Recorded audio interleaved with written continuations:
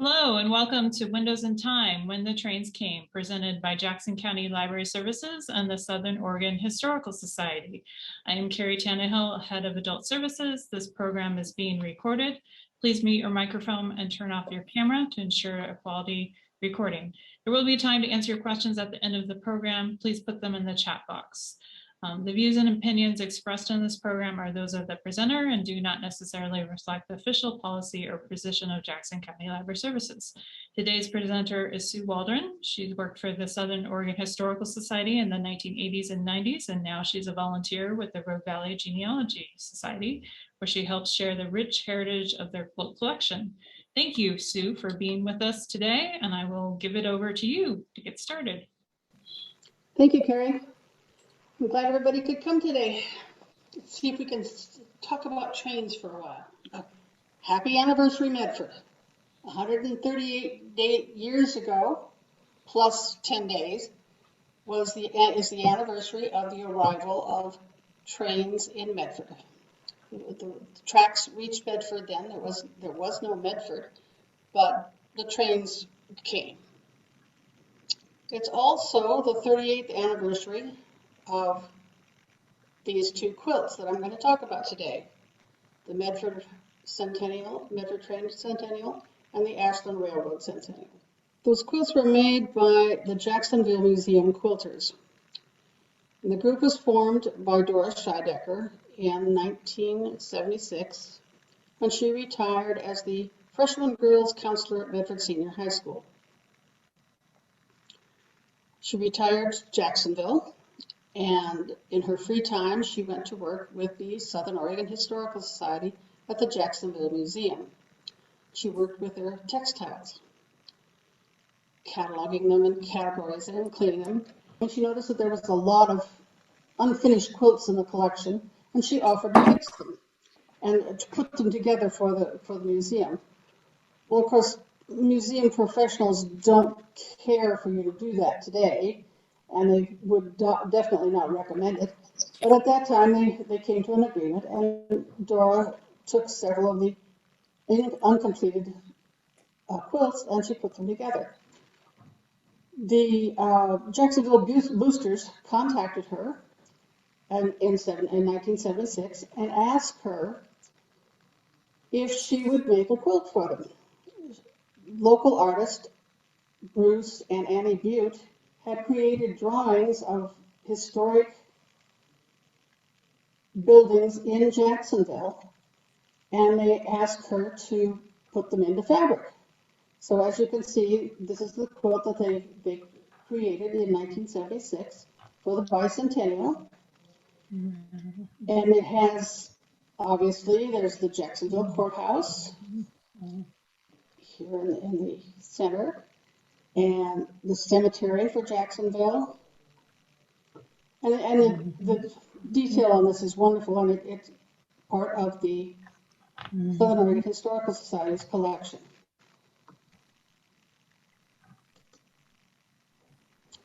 The museum quilters were given access to the second floor front room of the U.S. Hotel.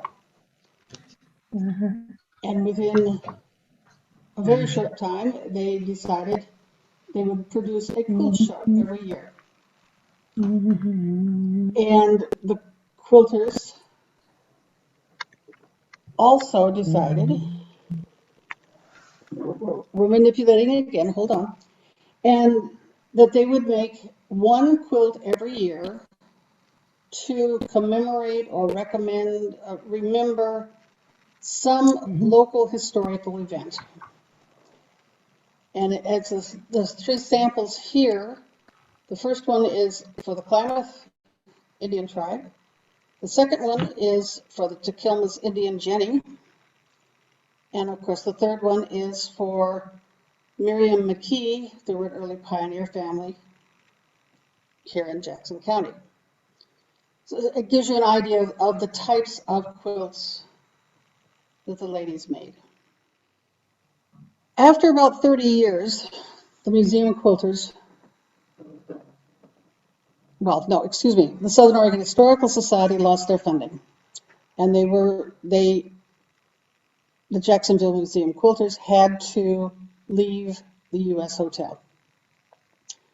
They found a new home at the new Presbyterian Church in Jacksonville, but they did not have any space to store the many quilts that they had made over the 30 years. So Nell Mathern approached the Rogue Valley Genealogical Society, who were just remodeling their new building on South Pacific Highways in South Medford, and asked them if they would take some of the commemorative quilts. An agreement was reached in 2013, and 13 of the quilts were moved to the genealogy library.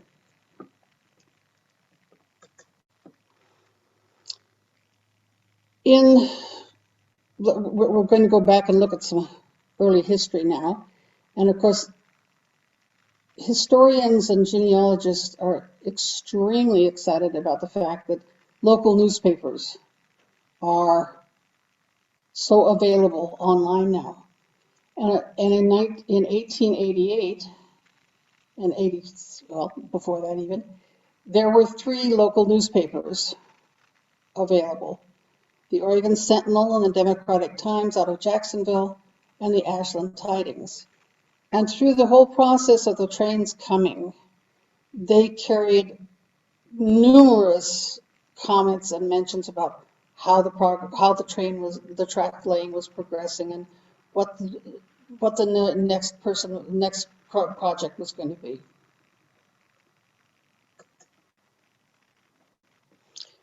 In 1869, ONC, Oregon and California Railroad, put together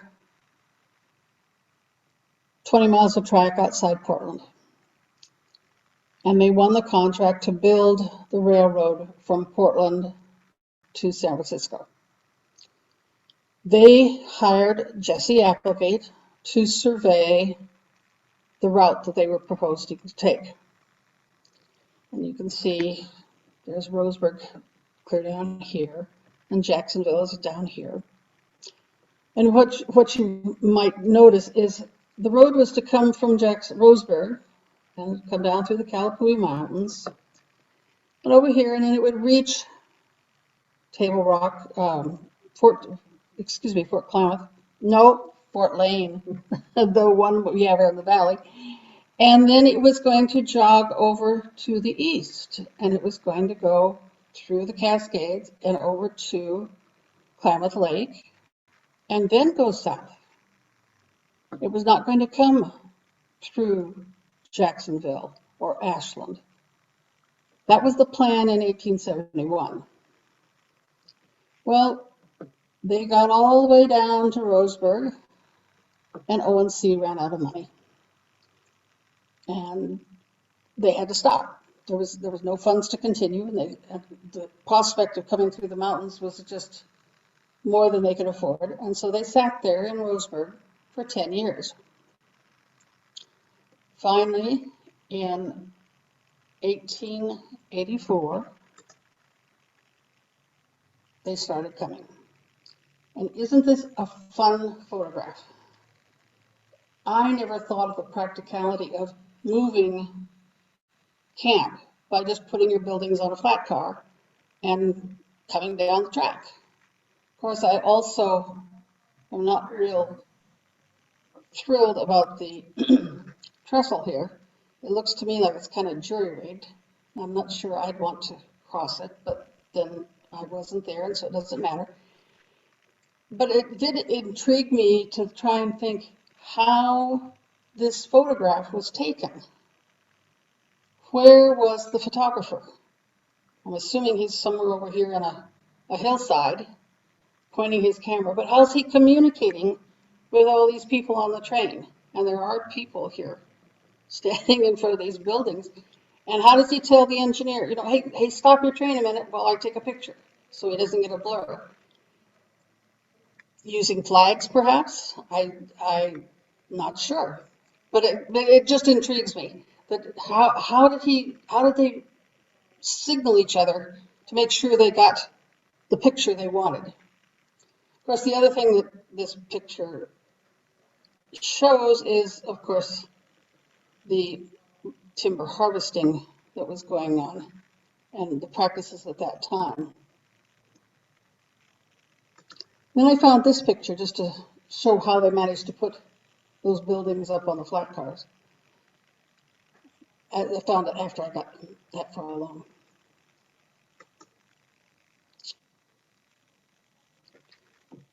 Obviously, the high percentage of Chinese are building the road.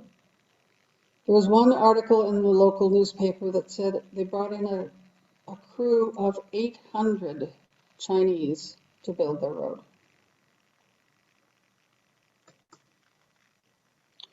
One of their big challenges after they got out of the mountains around Grants Pass and came south was putting a bridge across the Rogue River. And they brought in crews and they black powder and to blast out of the rock the approaches for the tunnel, for the trestle. No, it's a bridge. Sorry. And they chose the site just above Gold Hill. And this is the Chavner's covered bridge that was already there. And they built this lovely bridge across Rogue River, which is still standing, as I'm told. Now you have to remember there was absolutely nothing in Medford when the train came. There was no town, there was no depot, there was barely a road along Bear Creek. And that's where Medford's founding fathers came into being.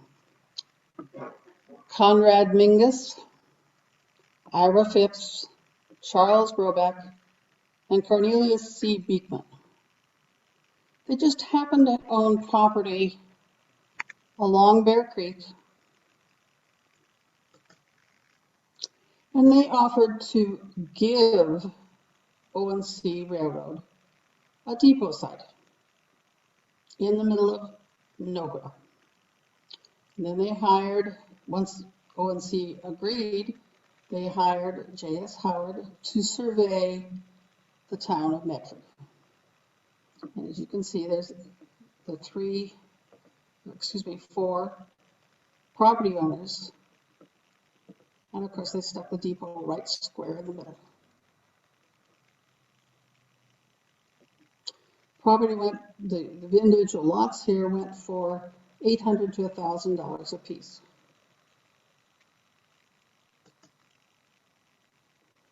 And this is the first Medford depot, the O&C one. And it was primarily for water and wood and freight. In 3 months, in March of 1884, there were already 36 buildings in Medford.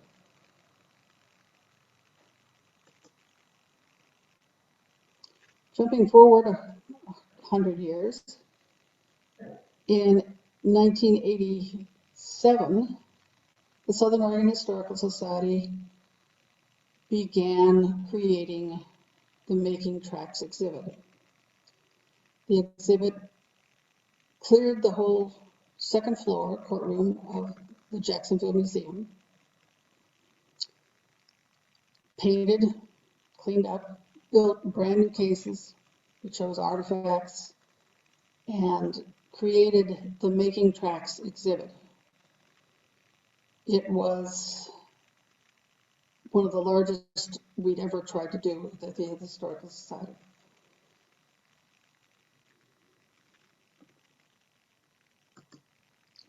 At the same time, the Jacksonville Museum Quilters began building the Medford Train Centennial.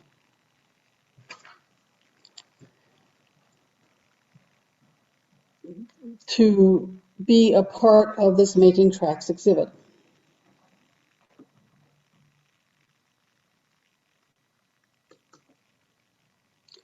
First, Dora chose this photograph from the Southern Oregon Historical Society's collection of photographs, which is extremely extensive and which you're seeing examples of throughout the program.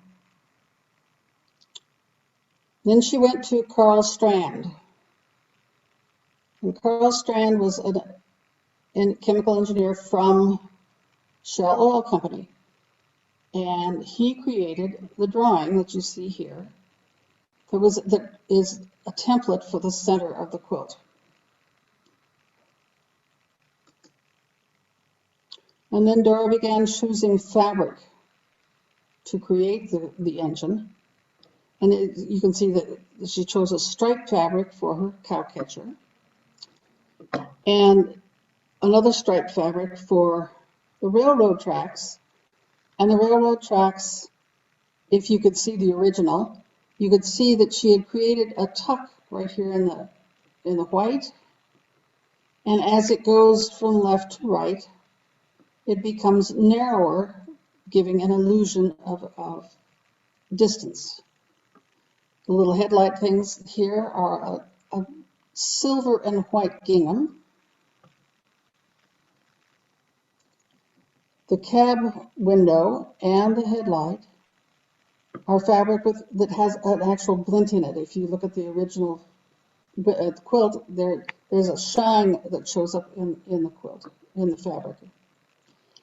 And then on the wheels for this engine, Dora put in a polished cotton. And this is just a black piece of fabric, but the way the light works on the fabric, it creates an illusion of smoke and steam around the wheels. The silver bell up here is additionally padded so that it stands out. Clamshell quilting adds to the smoke in the mirror there. And of course the parallel lines going closer and closer together also adds an illusion of distance.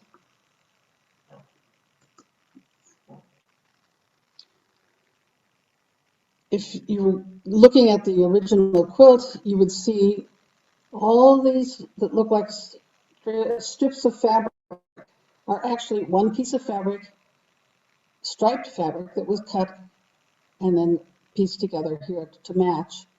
And so there aren't many borders, there's just one border. There's a technique favored by Jenny Beyer, who was a popular quilt maker at that time, nationally known quilt maker. And the other borders on the quilt, there are 14 pair of these kind of abstract Bartlett pairs that Dora copied from a fruit box label. And then this black border has an image quilted in gray thread that they traced off of a headstone at the Jacksonville Cemetery.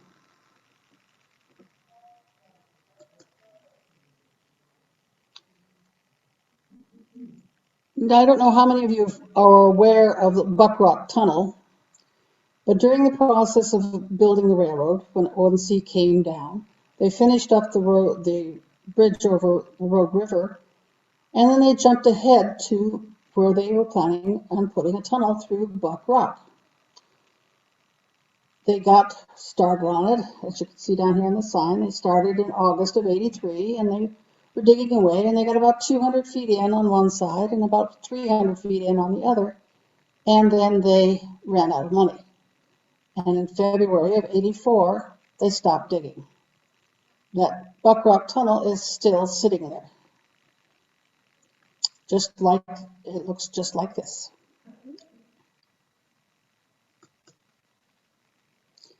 When O&C ran out of money, the California and Oregon company from San Francisco jumped in and said, "Oh, we'll finish the railroad." And they sent in their own survey crew and set up, we'll show you where we want to go when we come up from California. And what I enjoy about this photograph is the wonderful collection of pots and pans and containers that are on display and in use in 1885.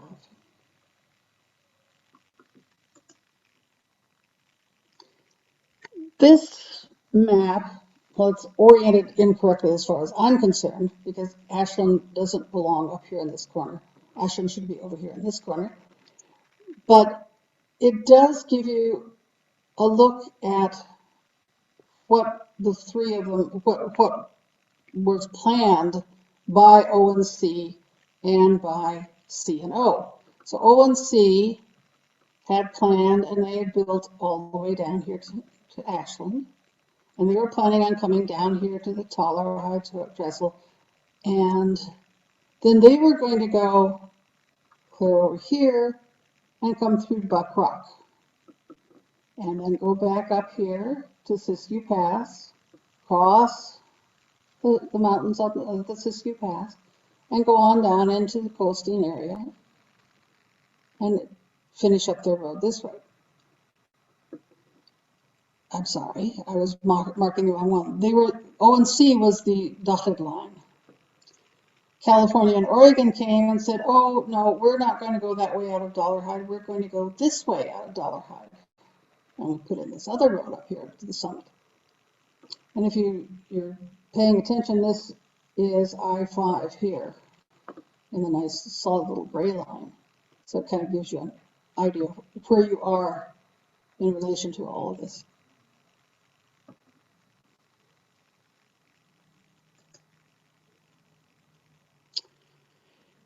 In 1986, I was attending Southern Oregon University, which at that time was known as Southern Oregon State College.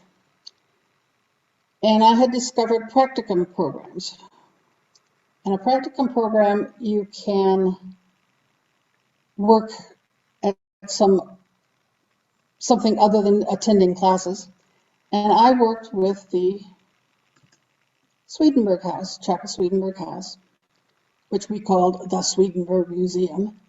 And on the ground floor was a satellite museum of the Southern Oregon Historical Society that featured Ashland history. And for 3 terms, I was able to work with them.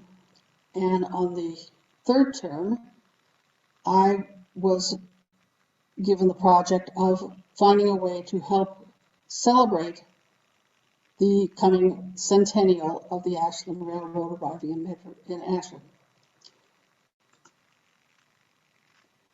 Now, 100 years ago, Ashland was a considerably different town than Medford. Obviously, it had been in existence for over 30 years. And you can see this is the Depot Hotel here, which would come a little later. But there's a train here. So this picture was taken after the train arrived. But it gives you an idea of what the town itself looked like when the train arrived. When the O&C came into town looking for land, they purchased a part of the donation clams of Robert Harding and Lindsay Applegate up here on the edge of town, because none of this area was there when the railroad arrived. The first train arrived in Ashland on May 9th, I believe, was 1884. And this is purported to be our first train.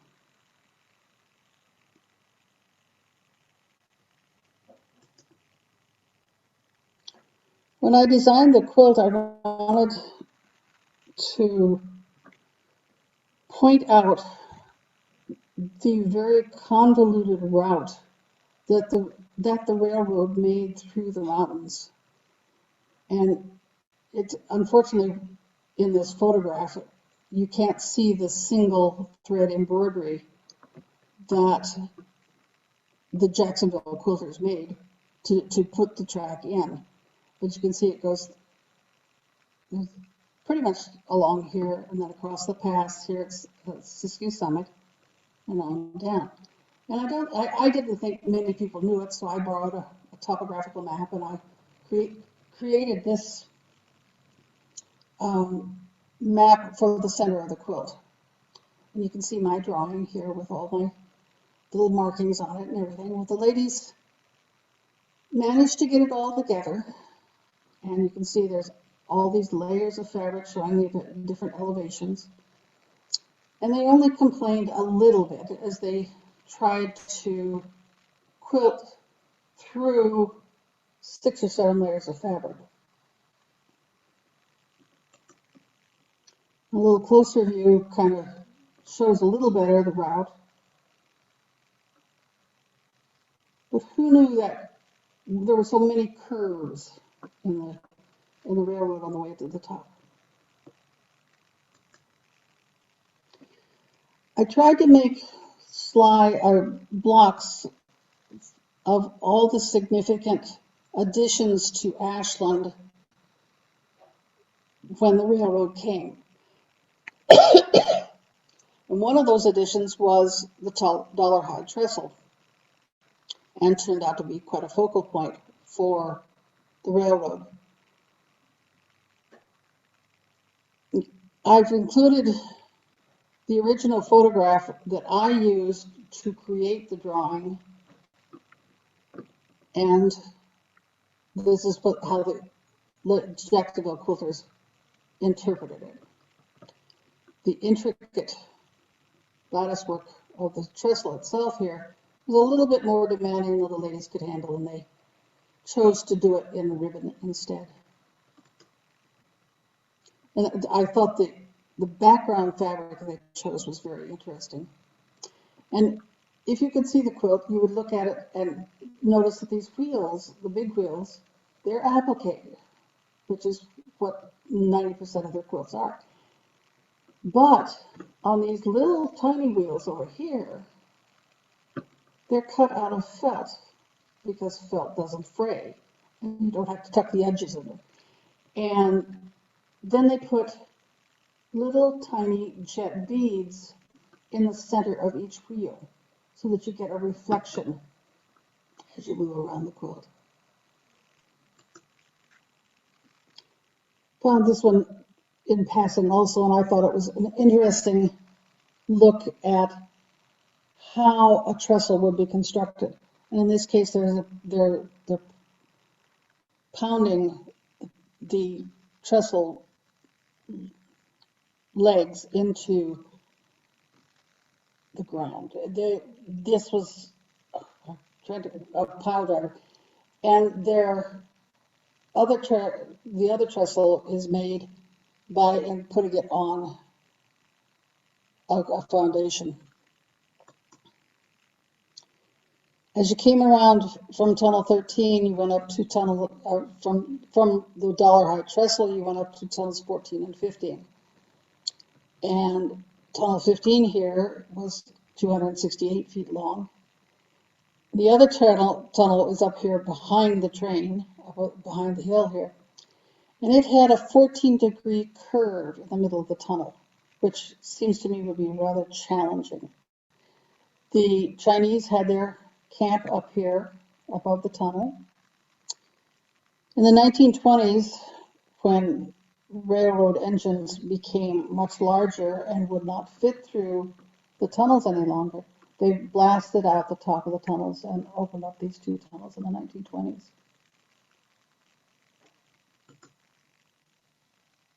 This is the town of Siskiyou.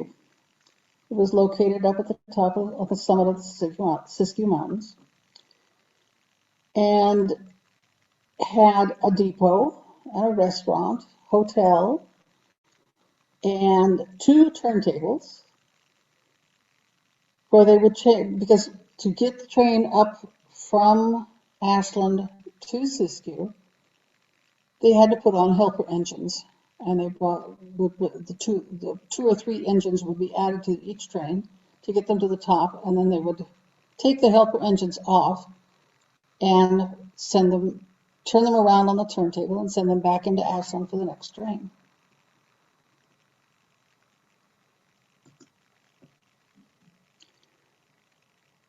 On the other side of this, the little town of Siskiyou, is where they built Tunnel 13. The tunnel is over 3,000 feet long, and during the process of constructing it, they found a 3-foot wide layer of coal, which they used to power the steam for the turntables. It's also the site of the 1923 Outremont train robbery attempt.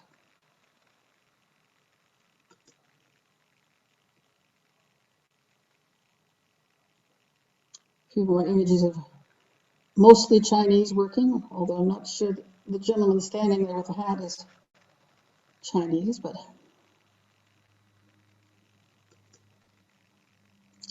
coming down on the other side of the summit, we get white point trestle.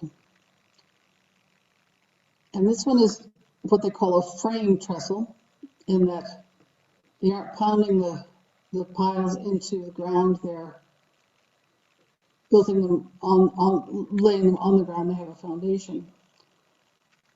This one had 2 tracks, and I was having a hard time visualizing how you would put 2 tracks on the same roadbed, and this is how you do that.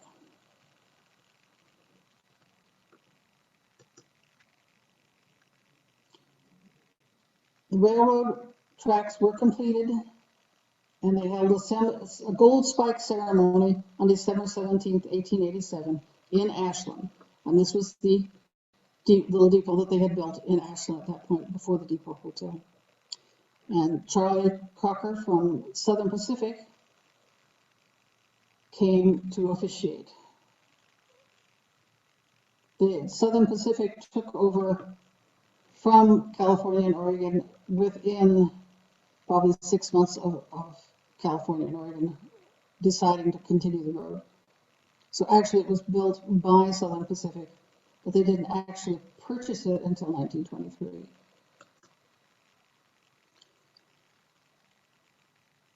After the railroad was completed, the Depot Hotel was built. It was built in 1888 and had 41 lodging rooms, plus parlors for men and women to use the facilities, I believe we called it. I talked to a couple of former Southern Pacific employees, and we talked about the color for the depot, and they talked about how it was always Southern Pacific yellow. Well, when the ladies decided to build the quilt, they made a few different choices for the colors.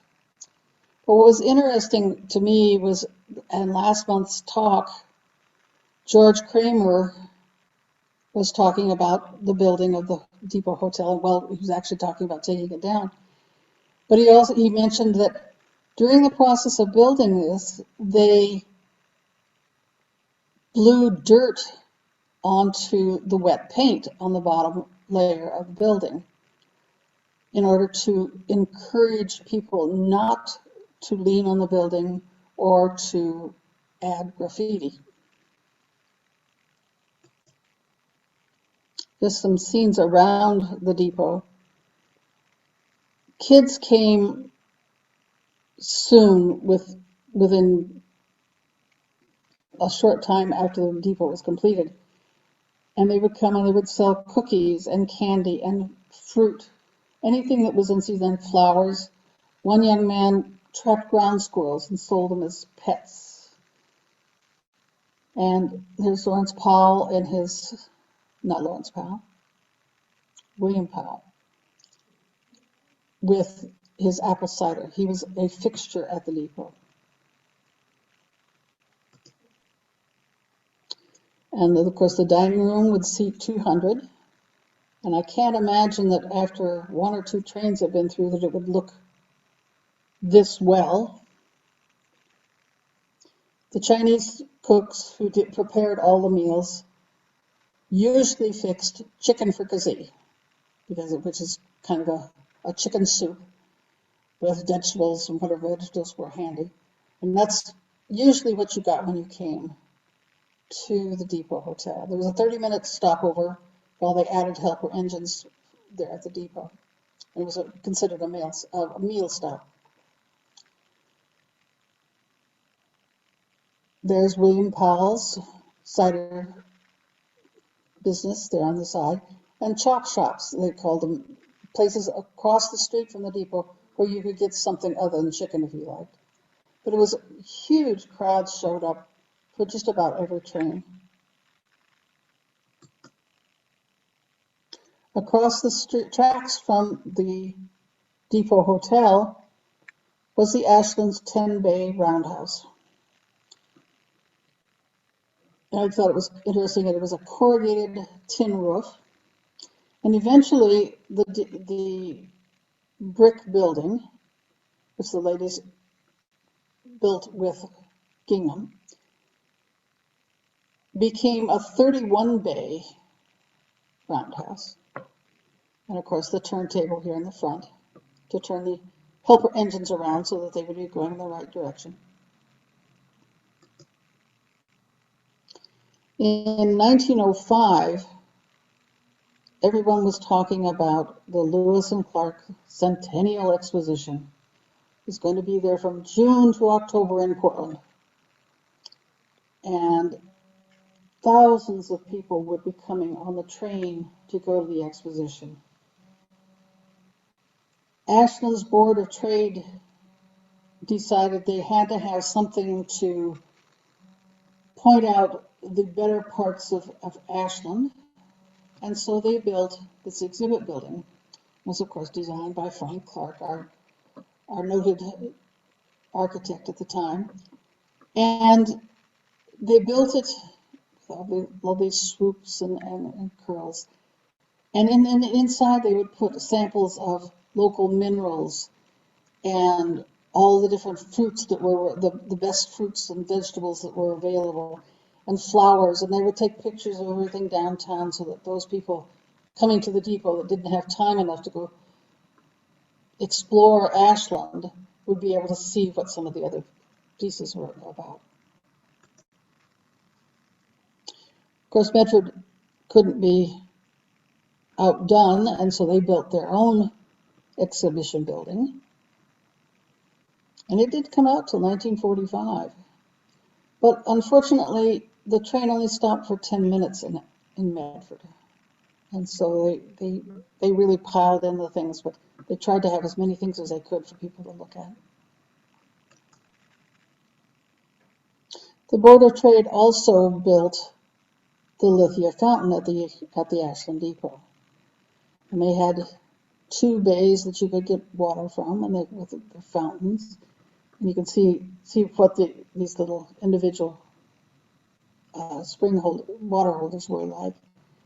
And you could come and buy Lithia water. You didn't buy Lithia water. You could just drink Lithia water. And there were some enterprising young men in Ashland who would sell you a cup so that you could have a cup to drink your water from. And then after the train left, they'd run around and they'd pick up all the cups that had been thrown away and set them out in the sun, and so they would dry, and then they would resell them when the next train came. Of course, it's not, it would not be correct to talk about trains without an image of a train. This is an Atlantic steam engine.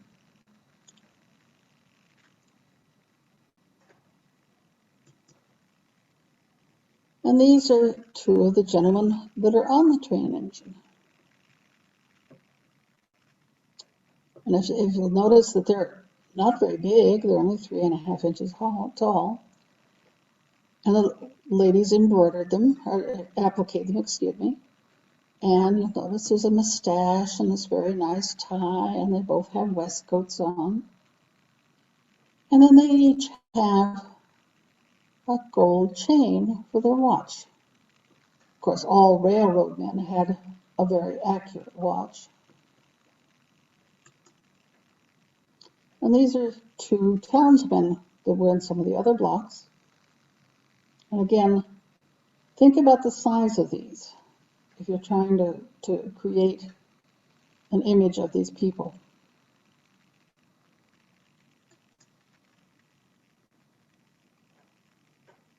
And there were other town people also. Again, think 2.5 inches tall. That's very, very small to try and stitch and get the detail that these ladies got into these figures. And of course, these were even smaller, down to an inch and a quarter.